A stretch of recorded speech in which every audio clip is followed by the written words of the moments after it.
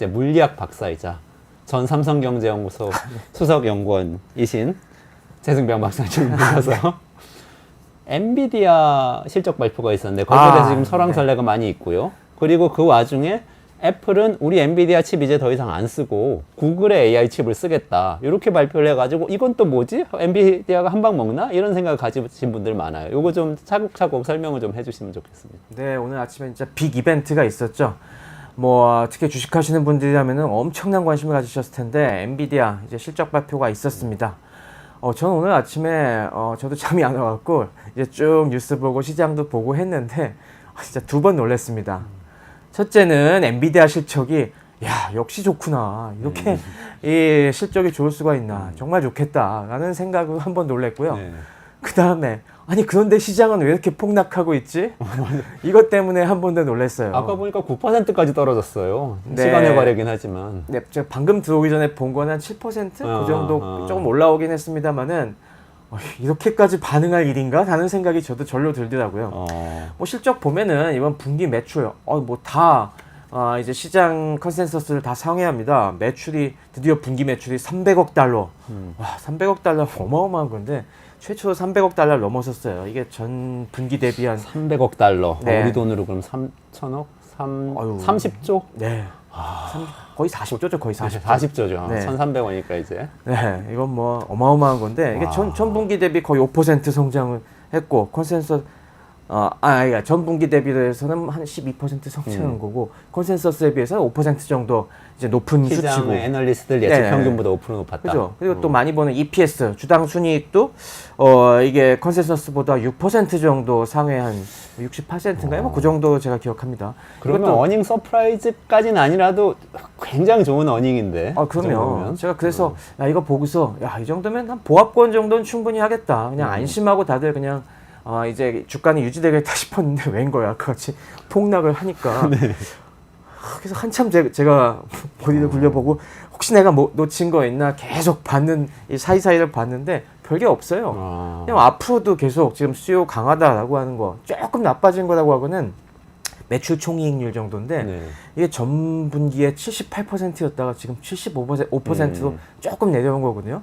근데 아시겠지만 회계 공부해 보신 분 아시겠지만 매출 총이익률이 거의 70, 80%라는 거는 어마어마하거든요. 그거는 그러니까 꿈의 75% 숫자죠. 남았다는 거잖아요. 한마디로 말해서. 그죠. 원가 빼고 그만큼 남았다는 건데 아니 이게 하이닉스가 좀 잘 나간다고 하지만은 하이닉스도 매출 총이익률이 한 40% 정도, 삼성전자도 한 30, 40 거의 가까이 되고 보통 제조업에서는 40%도 엄청 높은 거잖아요. 그러면 어마어마한 거고 이게 보통 60% 정도 되는 데가 IT 기업들 뭐 구글이나 그 정도 돼야 뭐 50% 60% 정도. 그렇죠. 근데 거기는 광고 매출이 많은 거고 네. 광고 매출은 뭐 재료가 필요한 게 아니잖아요. 그렇죠. 그런 회사나 그런 건데 아니 명색이 제조기업이 이 정도 나왔는데도 시장이 이거 갖고 트집을 잡는다? 물론 뭐 이번에 블랙웰 약간 지연된다는 게 뭐 공식적으로 얘기는 하긴 했습니다만 제가 말씀드렸다시피 그 정도는 제가 봤을 땐 길게 봐서 큰 거 아니거든요. 지난번에 블랙을 한번 네. 집중적으로 짚어주셨죠. 얘기하면서 뭐 그 정도는 뭐 신제품 만들 때 이번엔 특히 두 개 다이를 붙이는 과정에서 그 연결 부분이기 때문에 설계 조금 고치면 금방 해결되고 생산 지연도 그렇게 크지 않을 거라고 얘기했는데 그럼에도 불구하고 그거에 대해서 아주 굉장히 이렇게 과민 반응한 것은 역시 시장이 지금 굉장히 불안에 쌓여 있구나. 뭐 경기 침체 우려부터 해서 AI 고점론, 거품론 등등해서 얼마나 사람들이 불안해했으면은 이 정도 갖고도 아마 뭐 이제 바이사이드라고 하는 트레이더들이 이제 컨센서스보다 10% 정도 높은 실적을 기대했었나 봐요. 근데 한 5%, 6% 정도 상회하는 정도니까 이것도 못 믿어라고 해서 그냥 막 던진 것 같습니다.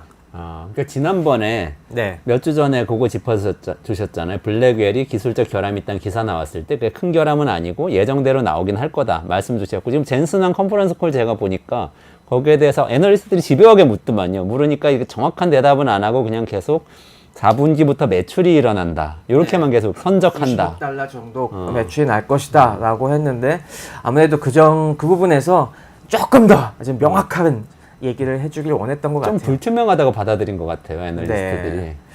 그러니까 뭐 지금처럼 다들 불안할 때는 그 약간의 불투명함만으로도 뭐 그냥 던지겠죠. 그럼 뭐 심리 자체는 뭐 이해합니다만은 제가 사실 뭐 주가를 자세히 제가 뭐 주식 애널리스트는 아니기 때문에 그런 건 잘 모르겠지만은 이 시장의 불안감이 어느 정도구나 나는 그거는 확인할 수가 있었습니다. 근데 주가 부분 말고는 불확실하니까 그거 네. 말고 엔비디아의 지금 계속된 상승세 요거는 느껴지셨어요?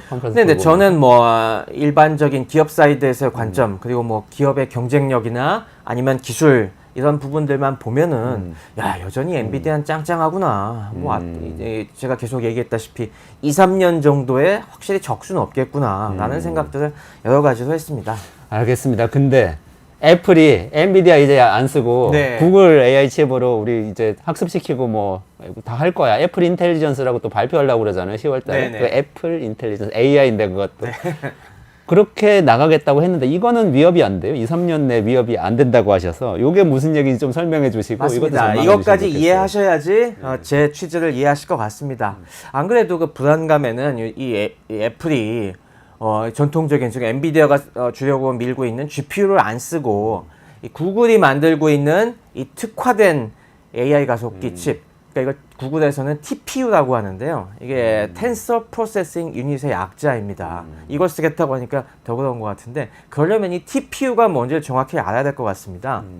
여기서 그래픽이 아니라 T라는 점인데요. 이 텐서가 나오는데 저희가 왜 구글의 이 엔비디아의 GPU 얘기할 때 이 결국에 GPU가 강점이 있는 거는 복잡한 숫자 계산, 행렬 연산이라고 말씀을 드렸는데 그 행렬 연산을 엄청 잘한다.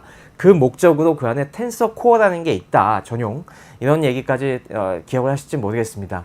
바로 이런 텐서라고 하는 것은 어떻게 하면은 행렬보다 더 복잡한 이 숫자 뭉치라고 보시면 돼요. 이걸 자세히 설명드리면은 이거 굉장히 어려워지네. 네, 이거는 설명 안 드리겠습니다. 이건 제가 물리학이어서 열심히 공부를 했었는데 이거 설명드리기 너무 힘들어요. 텐서라는 게 어쨌든 간에 네, 복잡한 안에 행렬이에요. 네, 행렬 위에 행렬이 또 얹혀 있다고 보시면 됩니다. 그럼 데이터를 굉장히 복잡한 형태로 네, 압축적으로 딱 집어넣어 놓은 어떤 형태. 네. 뭐 쉽게 얘기하면 4차원 쉽게 쉬운 거 아닌데 4차원 행렬인데 4차원만 들어도 머리 아프시죠. 그러니까 그냥 숫자들이 행렬보다도 더 복잡하게 쌓여 있는 숫자 덩어리다. 이런 숫자 덩어리를 하나하나 계산하려면은 이 전통적인 CPU나 GPU로는 한계가 있기 때문에 이걸 더 특화해서 만든 이 칩이 바로 TPU라고 보시면 됩니다. 이건 역사를 보시면 꽤 오래됐어요. 그냥 10년 넘었습니다. 이게 요즘은 구글이 AI에서 좀 약간 뒤처진다는 느낌을 많이 받으시겠지만은 옛날부터 보신 분들은 단연코 지금의 AI 혁명을 만들어낸 핵심 주전 구글입니다. 엔비디아도 아니고 네. 오픈 AI도 아니고 마이크로소프트도 엔비디아는 아니고 최근 들어 주목을 받은 네. 거고 진짜 십수년 전부터 그전에 설명드렸다시피 구글이 거의 원캐리 해온 거나 마찬가지입니다. 네. 뭐 지난번에 여러 가지 2010년대 초에 지금 딥러닝 분야의 구루들이 다 구글로 모여 들어갔고 여기서 큰 여러 가지 딥러닝 기술의 발전을 이뤄냈죠.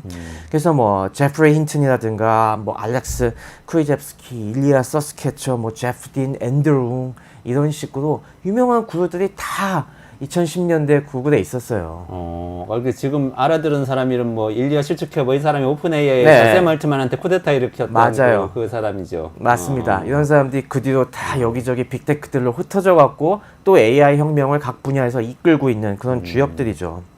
근데 그 당시에 2010년대에 막 이 연구자들이 연구를 하다 보니까 딱 느껴지는 게 야, 딥러닝 우리가 모델의 돌파구는 찾았다.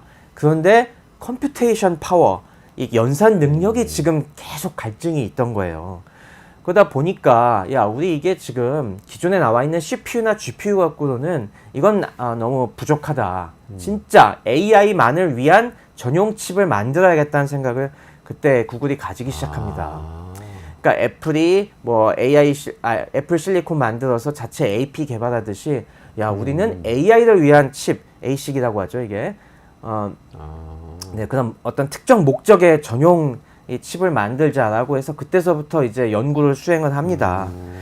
그 당시에 GPU도 AI 전용 칩은 아닌 아니죠. 거죠. 원래 그래픽용인데 이게 좀 그 행렬 연산에 적합하다 보니까 이쪽으로 쓴 건데 제가 지금도 기억하는 게 10년 전에 구글에서 막 한창 연구하려고 그때 엔비디아 GPU를 갖다가 4만 개를 막 샀다는 뉴스가 기억이 나는데 그때 주문한 게 보통 한 1.3억 달러인가 그 정도. 뭐 이제 1,500억에서 네, 2,000억 사이. 네. 그때는 2천억 어치 GPU 샀다는 것만으로도 이렇게 큰 뉴스였는데 지금 감동이 없네요. 네, 지금 막 몇 조 원씩 산다고 네, 그러니까. 진짜 수십 조씩 싸들고 오는 시대가 됐으니 진짜 구글이 뭐 그런 면에서 선견지명이 있었던 그때는 거죠. 엄청 큰 돈이었던 네. 거죠. 그렇게 투자한 기업 없었던 거죠. 맞아요. 그렇게 투자하다 보니까 구글이 느끼기에 이게 일시적인 게 아니다. 앞으로 계속 이런 식으로 이 칩의 수요가 폭발적으로 증가할 것이다. 근데 이걸 갖다가 만약에 엔비디아나 이런 GPU 제조기업에 의존한다? 야, 이거 그러다가는 우리 이익 다 뺏기겠는데? 이미 그때 그 생각을 한 거예요. 지금 빅테크들이 돈 벌어서 다 엔비디아 주고 있는 상황을 그때 예견해갖고, 야, 우리가 그 상황, 그 꼴 나지 않으려면 우리 독자적으로 칩을 만들어야겠다고 생각을 한 거죠. 그래서 개발하기 시작한 게 TPU입니다. 그렇군요. 아. 그래서, 네. 그러면은 그거를 개발은 잘 된 거예요? 그러니까 기술력 자체는 지금 어떤 거예요? GPU하고 비교할 지금 밀리는 것 같잖아요. 그래서 여쭤보는 건데. 네. 원래 그 당시에는 당연히 소프트웨어 기업이었기 때문에 이 기반이 없었죠. 그래서 2013년부터 열심히 관련 엔지니어들 채용을 합니다. 그래서 2013년에 이 프로젝트를 추진해요. 개발 프로젝트가 그때 한 15개월짜리였는데 15개월 만에 이 아키텍처 같은 걸 완전히 다시 다 설계를 하고 그리고 생산까지 다 완료해서 거기다 끝나는 게 아니라 생산한 칩을 갖고 이 데이터 센터에 꽂을 수 있는 이 미니 컴퓨터를 만들어야 되잖아요. 컴퓨터까지 다 만든다. 굉장히 빠듯한 거였죠. 그 빠듯한 15개월짜리 프로젝트를 했는데 이게 성공했습니다. 아, 그때 이미 생산까지 한 거예요. AI 칩을. 아, 물론 뭐 그것도 위탁 생산하긴 했지만 파운드리. 어쨌든 반도체 설계자, 지금의 엔비디아 같은 역할 그때 구글이 시작을 이미 했다는 제로 베이스부터 컴퓨터 제작까지 15개월 만에 해냅니다. 물론 그걸 갖다가 이 짧은 기간에 해내기 위해서 몇 가지 좀 레가시 기술을 쓰긴 했어요. 그 2014년인데 그 당시는 최첨단 공정이 인텔 CPU에서 주로 썼습니다. 그땐 인텔이 넘사벽이었기 때문에 그 당시 아마 인텔이 5세대 코어 CPU 만들던 시절인데 그때 인텔은 14나노 공정을 썼는데 야 그거 우리 쓰기는 좀 아직 수요도 불확실하니까 그때 28나노 공정을 썼어요. 그러니까 굉장히 이제 좀 뒷세대 공정을 쓰고 클럭수도 한 700MHz로 좀 작게 해갖고 그리고 램도 DDR3 일반적으로 쓰는 DDR 램을 써서 그러면서 만들어갖고 결국에 15개월 만에 이 프로젝트가 성공을 합니다. 그래서 첫 번째 TPU가 나왔어요. 그래서 이걸 갖다가 구글 내부의 AI 연구에 처음 써보기 시작을 합니다.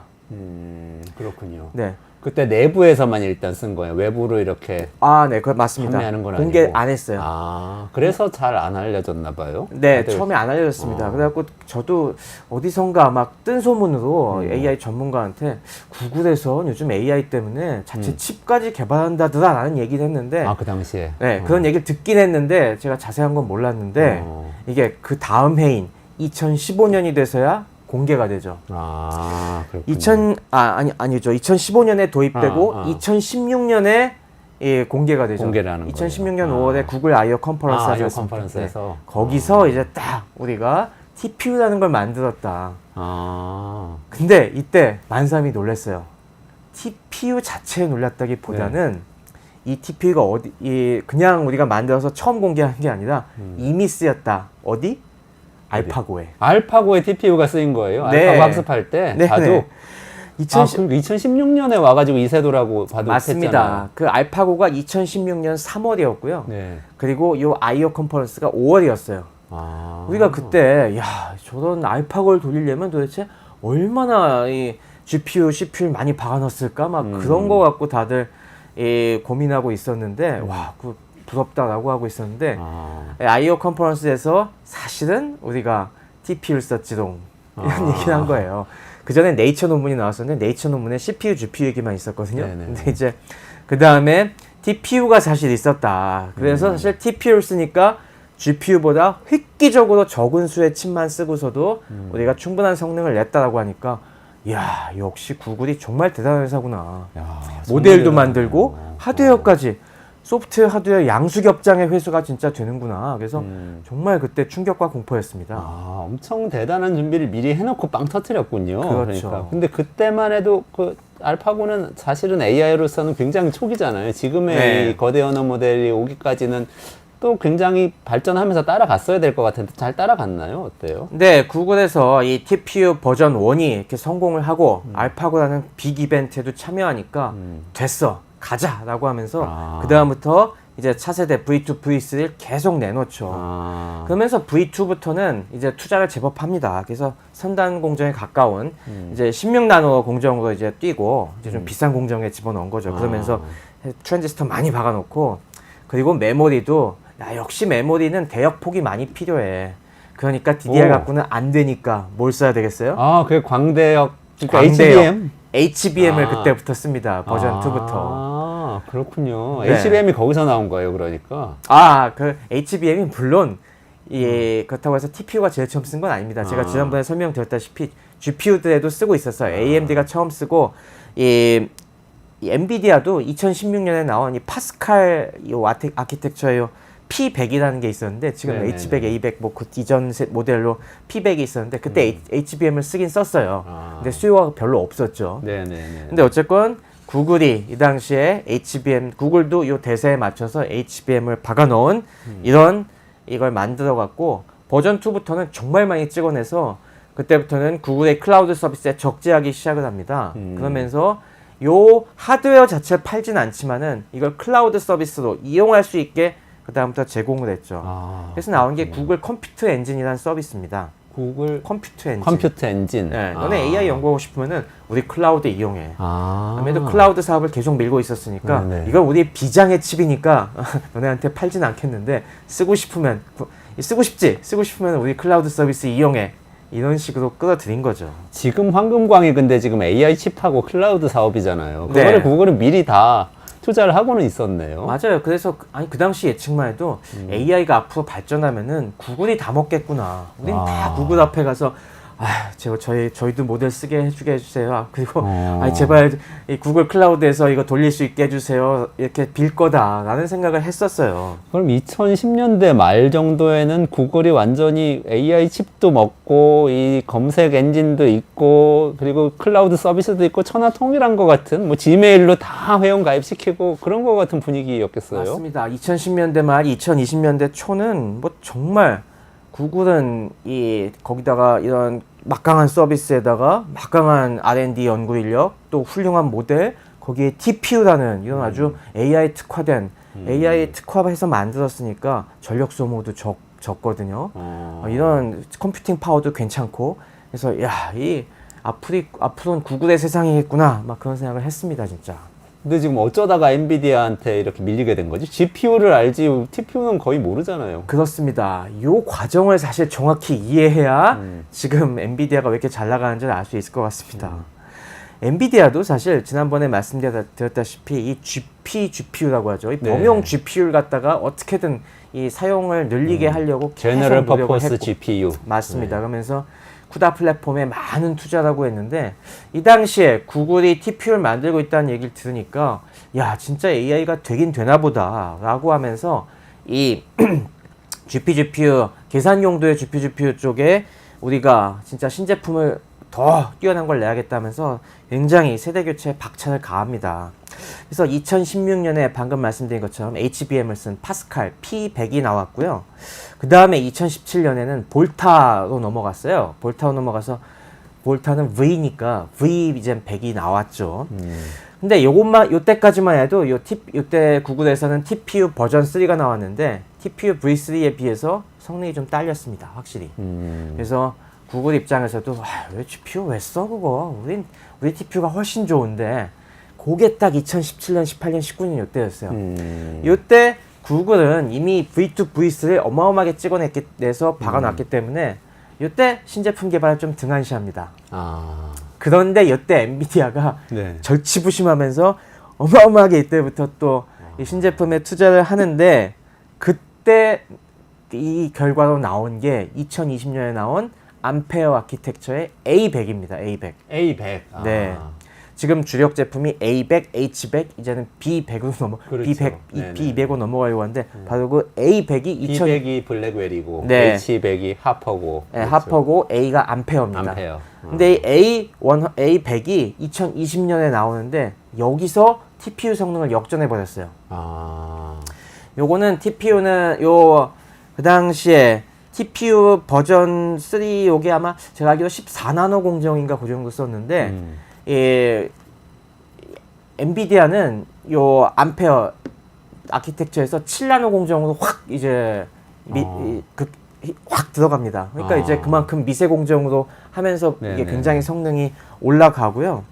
그리고 뭐 여러 가지 아키텍처 상으로도 발전이 있었어요. 그리고 또 하나 중요한 계기가 있었는데 지금 이게 이 거대 언어 모델과 관계가 있는 겁니다.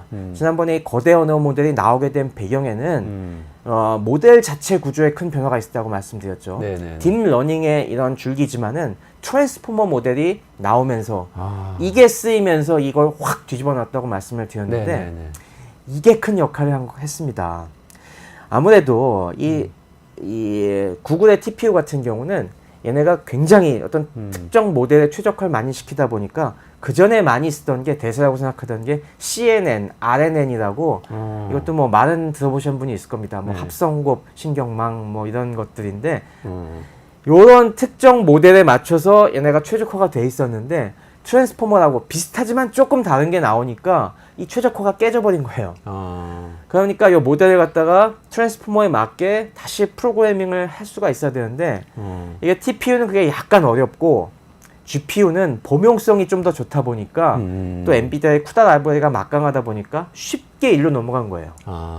그러니까 트랜스포머 모델에 쉽게 적응할 수 있게 만든 A100이 나오면서 이 구도가 확 바뀐 겁니다. 그러니까 TPU는 더 특화되어 있었기 때문에 약간 환경이 좀, 바뀌니까 부자연스러운 이 전환이 부자연스러웠는데 전환이 어려웠다. 그만큼 유연했던 엔비디아의 칩은 이게 모델이 조금 바뀌어도 쉽게 넘어갔고 또 요 당시에 구글의 너무 독주에 반기를 품고 많은 이 전문 연구자들이 구글을 나와서 독자 회사 차리고 그랬어요. 다른 빅테크들의 견제도 있고 그러다 보니까 우리도 하드웨어 갖고 우리도 독자 데이터 센터 만들고 싶은데 칩을 안 파네 쟤들은. 그러다 보니 어디 좋은 칩 없을까 싶었는데 엔비디아가 딱 A100을 내주니까 저거다. 저거면 우리 TPU 못지않게 할 수 있겠어. 라고 그냥 어마어마하게 사들이기 시작한 거죠. 그렇군요. 그러면서 역전이 된 겁니다. 근데 엔비디아가 그렇게 뭐 14나노에서 7나노로 이렇게 반으로 줄이면서 네. 드라이브를 걸고 그러는데 구글도 알고는 있었을 거 아니에요. 그러면 네, 대응을 구글도 하지 않았나요? 구글도 그래서 이제 잠시 미뤄놨던 신제품 개발에 나서갖고 2021년 그 다음에 버전 4가 나오죠. 이것도 역시 7나노 공정으로 들어갔고 그러면서 이때부터는 그전에는 감히 엔비디아와 비교도 안 했는데 에이 쟤네 안 따라오면 멀었어라고 했는데 이때부터는 비교를 하기 시작합니다. 그러면서 야 우리 버전 4는 A100보다 성능이 거의 대등해. 일부에서는 더 좋아. 전력은 훨씬 덜 써. 이런 식으로 비교를 하는데 일단 비교를 하기 시작한다는 게 뭔가 좀 불안하다는 증거겠죠. 그런 상황이었는데 엔비디아가 여기서 한 번 더 치고 나가죠. 엔비디아가 2022년에 지금 말씀한 호퍼를 내놓으면서 H100을 내놓습니다. 그러니까 이제 이거 뭐 쫓아오면 다시 엔비디아가 치고 나가는 역전 상황이 벌어지면서 그 다음에 또 부랴부랴 V5를 만들어서 또 2023년에 내놓는데 이것도 H100보다 자기 구글들 말로는 성능 좋아.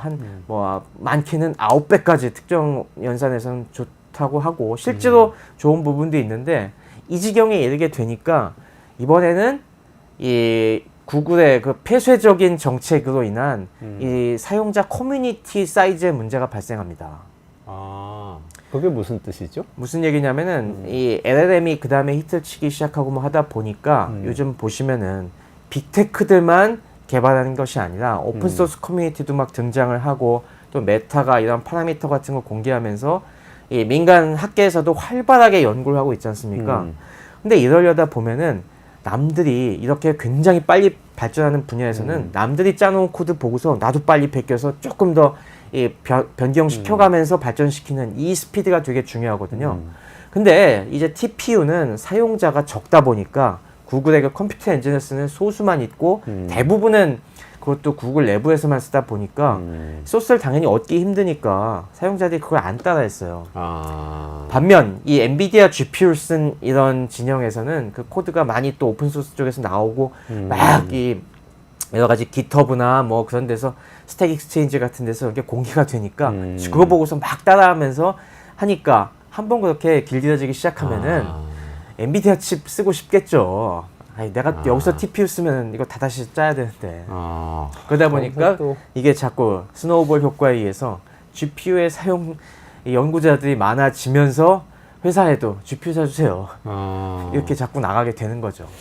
그러니까 이게 기술력도 기술력이지만 생태계 전략에서 엔비디아가 굉장히 스마트하게 움직인 거네요. 맞습니다. 사실 이 원래 구글이 어떻게 보면은 그 생태계 전략 잘 써갖고 안드로이드에서 승리를 한 기업인데 어떻게 보면은 이거는 우리가 다 먹어보겠다. 우리가 AI 분야에 애플이 돼보겠다라고 하는 그런 전략을 썼는데 이게 스텝이 꼬여버린 겁니다. 엔비디아라는 강적에 의해서. 다 먹어야 되니까 공개 안 하고 쫙 가둬놨는데 바깥에서 더 새로운 게 생겨서 그냥 맞습니다. 다 장악을 해버린 셈이네요. 엔비디아가. 네. 그러면서 그쪽이 커져버리면서 구글이 역전에 허용하게 된 거죠. 그러면 이번에 애플하고 제휴하면서 그걸 한번 다시 뒤집어 보겠다 이런 생각일까요? 맞습니다. 당연히 그동안 그래도 10년 이상 해오던 게 있으니까 이 구글의 기술력은 상당합니다. TPU가 실제로 GPU보다 좋은 장점들이 되게 많이 있어요. 아까 얘기한 것처럼 에너지 효율이라든가 그런 부분에서 굉장히 좋은 점들이 있고 뭐 성능 자체도 따지고 보면은 그렇게 많이 차이가 나지 않습니다. 그러니까 뭐 이게 고객만 다시 크게 확보해서 사용자 기반을 확 늘리면은 이 승산이 있다고 보는 거죠. 근데 애플 입장에서도 애플의 이 구미는 항상 슈퍼 갑이 되는 거 아닙니까? 네. 근데 지금 엔비디아는 거기 호락호락할 진짜 슈퍼 울트라 을인데 지금 그렇죠. 이 상황에서 굉장히 깝깝하다 보니까 우리 쟤네 키워주기 싫어. 우리까지 키워줘야 되냐? 우리까지 돈 싸들고 엔비디아 키워주는데 동참할 수는 없다라고 해서 이제 상황이 조금 어렵지만 기술력이 있는 구글이랑 한번 해보자라고 이번에 판단한 것 같습니다. 그렇군요. 근데 아까 TPU는 특화된 그런 아키텍처고 네. GPU는 좀 범용성이 있는 거라서 이게 네. 트랜스포머 모델이 됐을 때 TPU는 적응하기 좀 힘들었다고 그랬잖아요. 이런 점들이 해소가 되는 건가요? 네, 이미 버전 4, 버전 5 오면서 뭐 그런 점은 다 해소가 됐어요. 해소가 됐는데 여전히 이 사용자들의 관성이 붙어서 이게 조금 불리한 것이고요.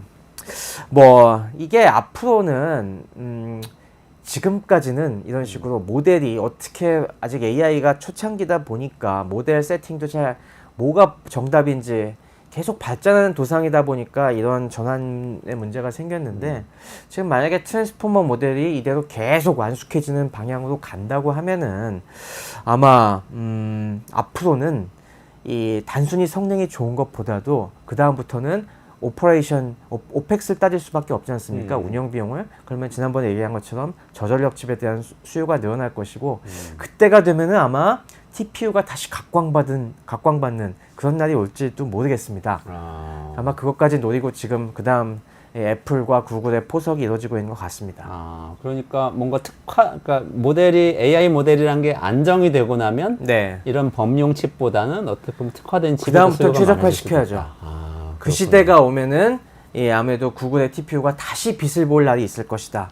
그러니 이쪽을 우리가 믿어보자. 애플의 심사는 그거 같습니다. 근데 지난번에 엔비디아가 그래도 2, 3년은 계속 뭐 독점적 지위에 있을 것 같다 그렇게 말씀하셨잖아요. 네. 깨질 것 같지 않은 거예요? 그렇게 간다고 해도 2, 3년 안에 그런 세상이 안 오는 건가요? 그런데 지금 관성을 봐서는 그 관성이 2, 3년은 갈 것 같다는 거죠. 그렇군요. 네, 지금 또 몇 가지 막 징후들이 있습니다. 이번에 뭐 엔비디아에 실망했을지 모르겠지만은 지금 또 오픈 AI는 챗GPT5 슬슬 내놓을 준비하고 있더라고요. 그래서 이번에도 뭔가 와우 포인트들이 지금 나오고 있습니다. 수학 문제 기똥차게 푼다는 얘기들이 벌써 새 나오고 있는데 근데 아무래도 이쪽 진영들이 지금 계속 엔비디아 아키텍처에 의존할 수밖에 없는 상황이거든요. 지금 내놓는 걸 보면은 그런 면에서 당분간은 엔비디아 칩 외에 다른 쪽에 투자할 만큼 지금은 어떻게든 빨리빨리 쫓아가서 이 트렌드를 놓치지 않는 것이 핵심이라고 한다면은 아무래도 지금은 안전한 엔비디아와 함께 가는 게 유리한 상황이고요. 그게 2, 3년은 더 간다는 거죠. 그렇군요. 네. 혹시 TPU는 구글이 지금도 독점적으로 하고 있는 건가요? 아니면 요거하고 관련된 다른 기업들이 있어요? TPU는 고유명사입니다. 네네. 상표기 때문에 이거는 구글만이 하지만은 마찬가지로 이런 식으로 AI 모델, 특히 딥러닝 모델에 특화된 이 CPU를 이런 칩을 만들어야겠다는 거는 여러 기업들이 하고 있어요. 그래서 이걸 통틀어서 NPU라고 하죠. NPU. 네, 뉴럴 써갖고 뉴럴 프로세싱 유닛이라고 해서 NPU 좀 만들겠다는 기업들이 되게 많습니다.